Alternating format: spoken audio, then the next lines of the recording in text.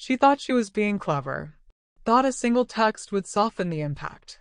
"I'll be at Jake's tonight. Don't wait up." Those words lit up my screen. Sharp, final. My chest should have burned. My pulse should have raced. But instead, everything inside me went still. No yelling, no begging, just silence. Cold, cutting silence. My fingers didn't shake as I typed back, "Thanks for letting me know." Nothing more. Nothing less. That was all she would get. For 3 years, I had built a life with her. We met in a small bookstore cafe, where she tucked her hair behind her ear and laughed in a way that felt like sunlight breaking through storm clouds. Back then, every word I spoke seemed to mean something to her. I truly believed I had finally found the one. Together we made memories. Dinners, late-night drives, promises whispered beneath streetlights. And I gave her something rare, trust. The kind of trust that never second-guessed late nights at the office. The kind of trust that believed love and loyalty were inseparable. But loyalty is fragile. It doesn't break all at once. It erodes in tiny, hidden fractures. She started dressing up on nights she claimed she was exhausted. She guarded her phone like it contained state secrets. She came home with perfume that didn't belong to her clinging to her clothes. I noticed. I knew. But I waited. Because sometimes betrayal doesn't need to be uncovered. It declares itself. Her text wasn't just a message. It was her confession, wrapped in arrogance. She no longer even bothered to lie. She thought I was too blind, too weak, too in love to act. That was her mistake. I didn't storm out. I didn't drink myself numb. I didn't play the role of the broken, tragic man. Instead, I sat in silence and planned the next 24 hours with precision.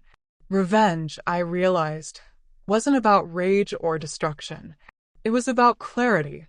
The first step was simple: erase her completely. Clean. Absolute. I pulled boxes from the garage and started packing her world away. Every dress, every sweater, every pair of shoes she called investments.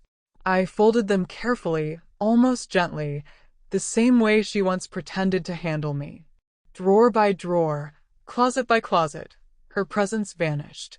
With each sealed box, her scent disappeared too.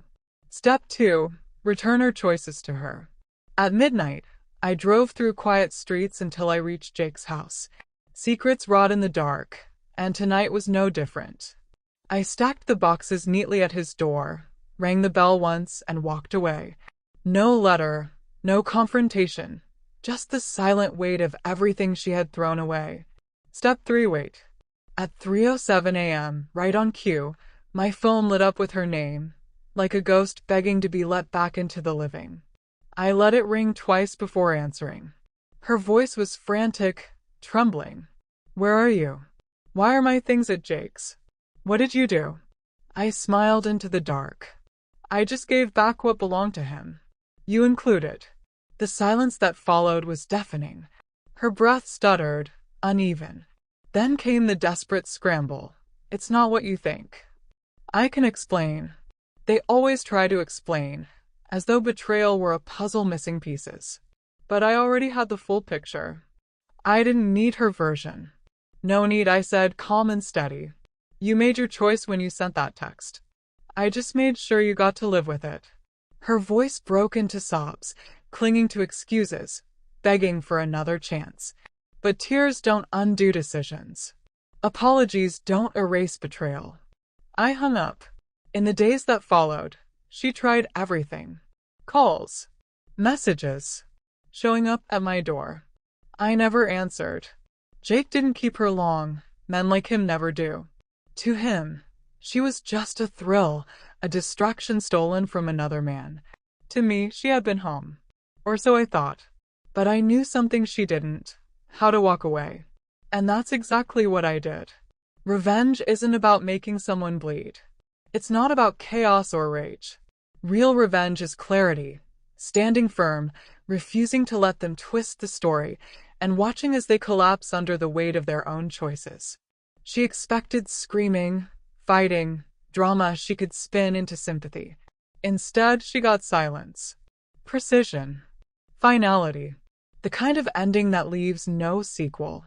When she showed up at my house one last time, crying under the streetlight, calling my name into the night, I stayed behind the curtain. I didn't feel pity. I felt closure. She had written her play. She had chosen her stage. She just never imagined I'd be the one to close the curtain. Now my home is quiet. Her laughter no longer echoes here, but neither do her lies. I sleep peacefully. Because real revenge isn't about destroying someone else. It's about freeing yourself, while they drown in the wreckage they created. And she is drowning. Me? I'm free. If you enjoyed this story, don't forget to like, subscribe, and share it with someone who'd appreciate it.